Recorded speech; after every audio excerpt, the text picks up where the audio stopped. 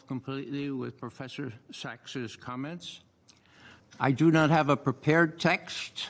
I was asked to do this less than a day ago.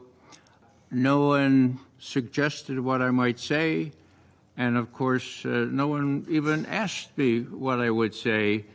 So these are my personal remarks based on my experience for 27 years as an intelligence analyst and as an observer, and I notice that I'm called a political activist. Well, this is my way of paying back for the education I got as an intelligence analyst in the U.S. intelligence community. When I became a professional analyst and chief of the Soviet foreign policy branch at CIA, I was able to tell the president and Henry Kissinger that the Russians were really interested in putting a cap on the arms race. Suffice it to say, I was instrumental in the anti-ballistic missile treaty signed in May of 1972. I was there. 30 years of strategic stability. 30, count them, 3 decades. Let me just point out that when I was in Germany last, there was a button that one put on the lapel and it said, Putin-Versteher, okay? Now, those of you who know German know that that means someone who understands Putin.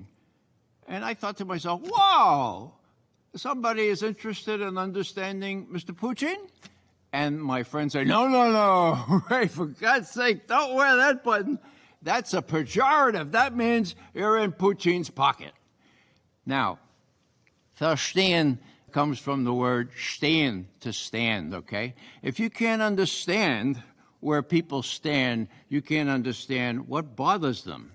And what bothers Mr.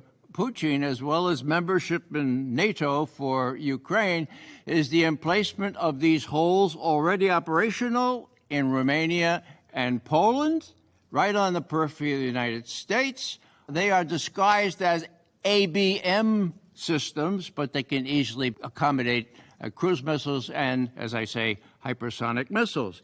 Now, there was a motto in the recent German demonstrations. It said, verhandeln statt schießen.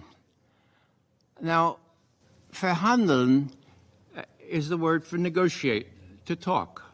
Hand. You reach out the hand to the other person, you try to understand them. Verhandeln statt schießen. Schießen is to shoot, okay? Now that makes good sense. But I have to tell you that it's not welcome in Germany. A good friend of mine, Heinrich Bücker, has been convicted of saying we ought to put ourselves in the shoes of Mr. Putin, and we ought to realize the far-right influence in the government of Kiev. He was convicted in a German court. He's appealing, but he's not going to pay the 2,000 euro fine, so it's likely he will end up in jail for several months. Now, that's freedom of speech. We enjoy that here in the United States. I really am concerned of what will happen to my friend. Just suffice it to end here and to say that this verhandeln, verhandeln, reach your hand. Let's be human here. Let's not dust each other off. Let's extend our hands. Verhandeln statt schießen.